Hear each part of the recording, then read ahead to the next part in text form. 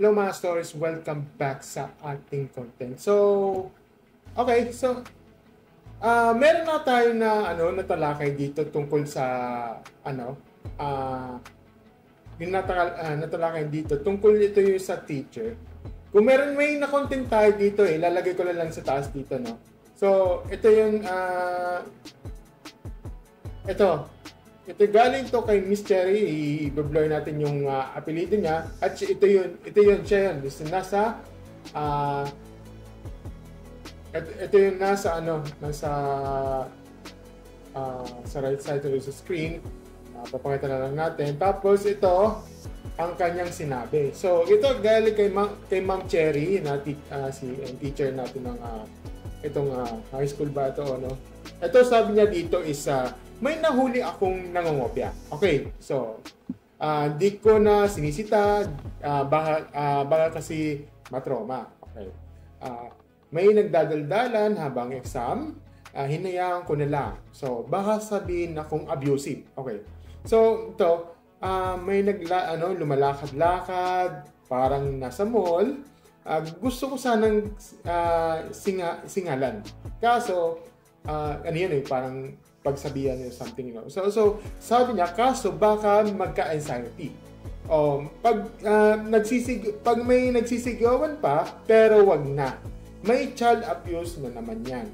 So gusto ko sana punitin yung kodigo, yung kodigo niyon, pero baka magsumbong, baka mag-viral, baka magka-depression. Yan kasi yung dahilan di ba? Okay. So, yun. Ngumiti lang ako, ganyan na talaga ngayon. Mga bata, masyadong marupok. At bakit? Kasi, batas mismo ang nagturo sa kanila maging entitled. Totoo yan. Sabi niya, teacher ka, hindi ka na second parent, robot ka. So, hindi ka pwedeng magalit, hindi ka pwedeng madisiplina, pero gusto nila ikaw pa rin magturo ng values. Paano? Kapag pinagsabihan mo, violation na. Kapag pinagalitan mo, mental damage na raw. Yun. Kaya, wag na tayo magulat. 5 to 10 years from now, we have a generation that's entitled, fragile, and loud, pero allergic sa correction. Totoo yun. Kaya hindi lang sa mga hindi lang sa mga teachers, kahit sa mga citizens katulad ko. Minsan yung mga bata na minsan parang binubuli ka kasi danas ko na yan Kaya medyo kailangan ng konting pasensya sa ganito Kaya I feel you, ma'am, hindi ka nag-iisa, hindi lang sa yung mga teacher ganyan. Even ako kasi dati akong computer attendant doon sa una kong sa trabaho ko, na tumagal ako ng 10 years dahil doon. Okay? Nagiging yaya mode na kasi ako noon. Kaya wala talagang kung binitawan ko o parang pinalagan ko yan, ang resulta niyan, dismissal na yan. Tsaka, pwedeng ma-blacklist ako sa, di ko alam, kung totoo man to na baka ma-blacklist daw ako sa DOLE. Di ba? Yan yung yung parang sinabi doon sa ewan ko kung totoo man yun, okay? So, yan, sa allergic sa correction. So, gusto niyo ng child protection? Teacher protection. Teacher protection. Meron ba? Huwag ka nang umasa. Kaya sabi niya, kung second parent talaga kami, bakit kami bawal madisiplina? Second parent ba ang takot sa estudyante? Yung mga batang 80s and 90s, luhod sa asin, luhod sa munggo, naliparan ng chalk, gano'n. Nabato yung eraser, pero tumibay, lumaban. Ngayon, masasabi mo lang, may breakdown na. Hello students, hello Pilipinas, good luck sa future. Hindi ko alam kung credit to the owner. Bakit? Okay, hindi ko alam kung totoo man to kasi ito siya yung ito. So, ito may nag-share dito at ito yung si Teacher Elo. Medyo pumalag to si Ma'am Celo. So, sabi niya dito, Dear Teacher Terry, kahapon ko pa nababasa ang post mo pero ngayon lang ako nagkaroon ng time. Katulad niyo po, isa rin akong guro na bilang guro may kanyang tayong approach sa handling ng students. Pero teacher, nakakabahala po yung ganyang protective bilang guro. Una, nahuli mong nangopya pero hindi mo sinita, wala kang ginawa. Kasalanan mo pa yan dahil parang lumalabas na tinotolerate mo sila at iisipin ng bata okay lang sa'yo na mga ngopya sila. Kahit pwede naman i-confiscate ang gorigo or mga papel nila at ipatawag sa magulang para mapag-usapan ginagawa nila. Okay, nandun na naman tayo. Alam ko, na ipapatawag ng magulang. Paano kung maging entitled yung mga magulang? Yan kasi yung tanong dito di ba, Ma'am Shelo? Hindi sa kinakampihan ko si Ma'am Cherry dito Ang sinasabi ko lang kasi, kung sabihin natin hindi natin i-tolerate yan na mangopya sila sa ganito, ganyan. Ito kasi pwedeng i-confiscate. Pwede naman i-confiscate. Yung kodigo ng papel, ganito, ganyan. Ang tanong kasi yung magulang, maniniwala ba sa'yo? Diba? Kaya sabihin mong teacher ka, tapos yung magulang pag-usapan, mong ginagawa. Pwede kang bakit? Hindi naman ginagawa yung mga hindi naman ginagawa ang anak niya. Bakit mo ginaganito yung anak ko? Parang pinatatrap card ka. Di ba? Maraming ganun. Ang dami na napapatulpo, di ba? Yung sa mga kay Rapid Tulpo yung tinutukoy ko dito. Ang dami na doon. Ang dami na dyan, nagkakatulpo dito sa ganitong paraan, di ba? Kaya nagkakaroon kasi ng kaya minsan misunderstanding. Kaya sabihin mong i-confiscate mo sa mga sa mga yung kodigo man yan, tapos ipapatawag sa magulang, tapos para gamitin na pag-usap na papatawag ng magulang.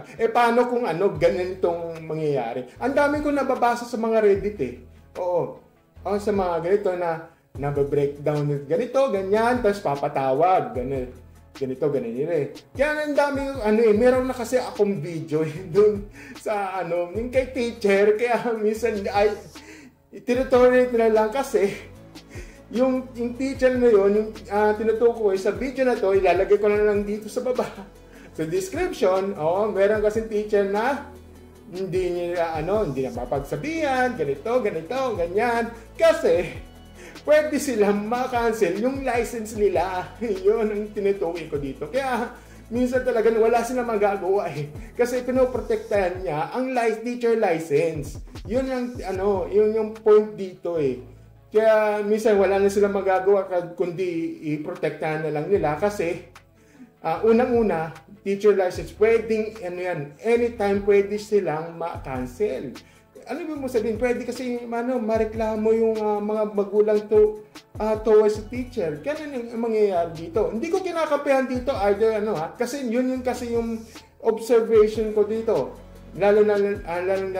Yan, si mismong yung kay teacher, yung sa dating recently nung video na yon. Kaya nagkakaroon kasi hindi na wala na silang magagawa kundi hindi na kailangan na to-tolerate na yung mangyari kasi wala na silang magagawa kasi hirap talagang hirap talagang kumuha ng teacher license dun kaya wala ano magagawa natin, di ba? Yun, sabi niya, ito naman. Pangalawa, nadadaan habang nag-exam, hayaan mo na lang ulit. Hindi mo bago tayo magbigay ng exam, remind na lang sila mga do's and don'ts during exam.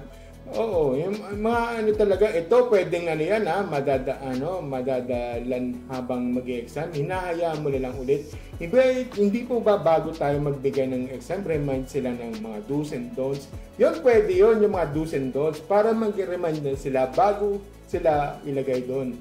Yung nga lang, may mga talagang mga makukulit talaga yung mga yung mga anak 'di ba? Minsan kasi hindi natin masisisi na nagkakaroon ng hindi natin masisisi na meron kasing special child na hindi natin nakikita na ganito ganyan. Kaya yun yung yun yung kasi yung magiging possibility for that. So ito sabi niya pangatlo, pangalad-lakad na nagkaklase ka pero wala kang ginawa at hinayaan mo nilang ulit. Pero sabi mo gusto mong singhalan kahit alam mong bawal. Sana inalam din yung history ng bata. Baka may condition ng ganyan ng behavior. Exactly. Kaya yun nga yung tinutukoy ko. Hindi mo alam. Baka meron kasing, ano ba yun? Merong, parang may syndrome ata siguro. Hindi ko alam. Okay?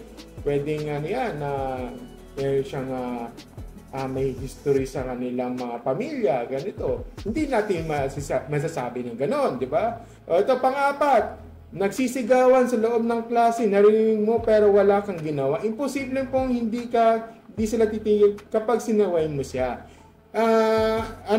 Dito sa pangalawa, kailangan mo maging adjustable kayo. Hindi kasi pwede yung basang ganito yung mga sinasabi mo na imposible pong hindi sila natitigil kapag dapat na narinig mo pero wala kang ginawa. Hindi kasi minsan kasi minsan nagdulo pa sa yung mga bata. Hindi natin masisisi yun kasi minsan hindi pa gaano mag-a-adjust. Nagpo-progress pa yan yung mga ganyan mga bata. Kaya minsan ganun talaga ang mga bata ngayon medyo sila na napapapanibago kasi minsan talaga na nasanay sila sa mga magulang nila na masyado kasi close, masyado kasi sila parang komportable sa ganito. Kaya minsan talaga yun sa mga news ngayon, sa mga news recently, yung mga first day of class, kasi nag-a-adjust sila. Kaya napapasin mo, nagtatantrum yung mga bata. Dito, ganito, ganyan. Ayoko. Mayroon kasing ganun na mental, medyo mental, hindi naman mental disorder. Parang, nag-a-adjust pa siya sa ganun. Kaya talagang siya, na kailangan mag-adjust sila sa ganun. So, teka lang. Okay, so nakakaloka po kayo sa totoo lang. Gusto niyo sanang gawin ng singhalan ang mga bata kahit alam mong bawal pero di mo ginawa ng dapat mong gawin.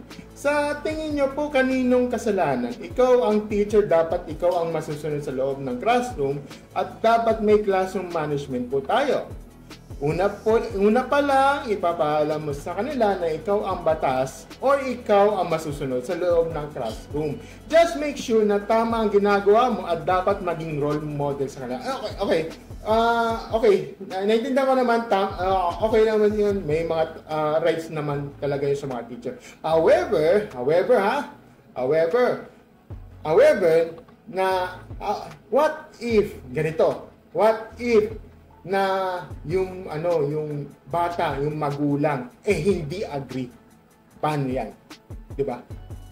Hindi agree hindi agree sa ganyang sistema. Ayoko yung ganitong batas. Ililipat ko na lang sa ibang ililipat ko sa ibang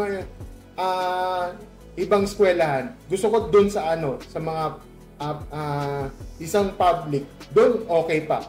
Kaysa naman yung ganitong na ganitong na yung lecheng batas na yan. Siyempre, magiging negative impact yan, di ba? Magiging negative impact yan sa sa kanilang eskwela. Alam mo bakit? Paano? Number one, social media. Magpo-post yan. Diba? Magpo-post yan. Itong yung teacher na to, yung eskwela na to, napakawalang kwenta. May ganun sa result yun. Meron kasi ganun. Na talagang na magiging na ita-type yan na ganitong na yan. Sabihin mo ako ng yan na minsan kasi meron sila nagpo-post ng ganito ganyan. Hindi niya nilalagay sa news yan.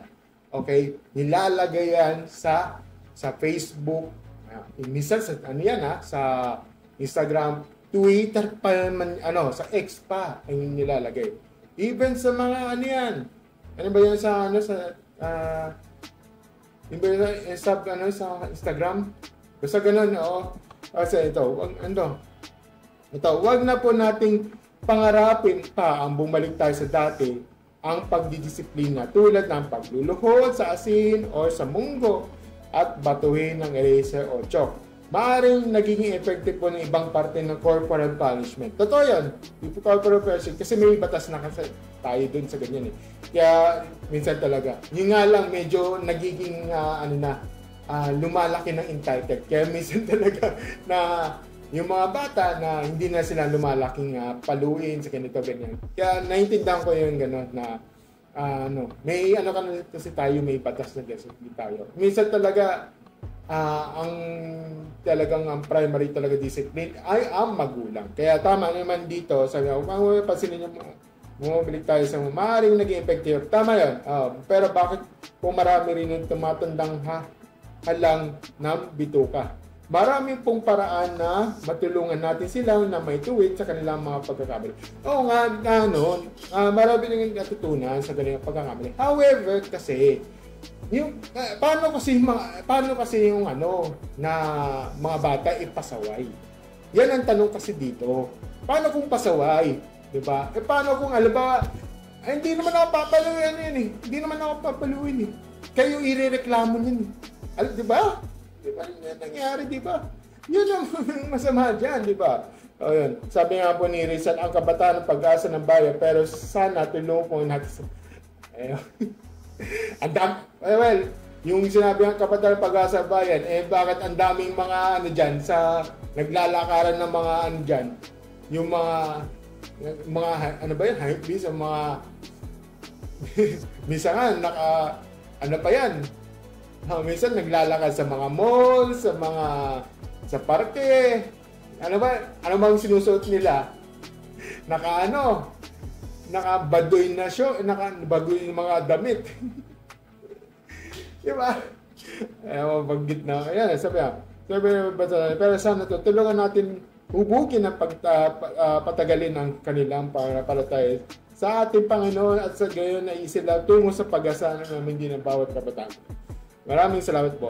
Galing kayo, Teacher Shell. Okay, so, naiintindihan ko naman.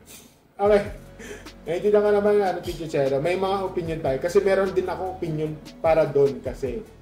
Yun kasi, ang kasi dito, may mga, may paraan pa sa ganito.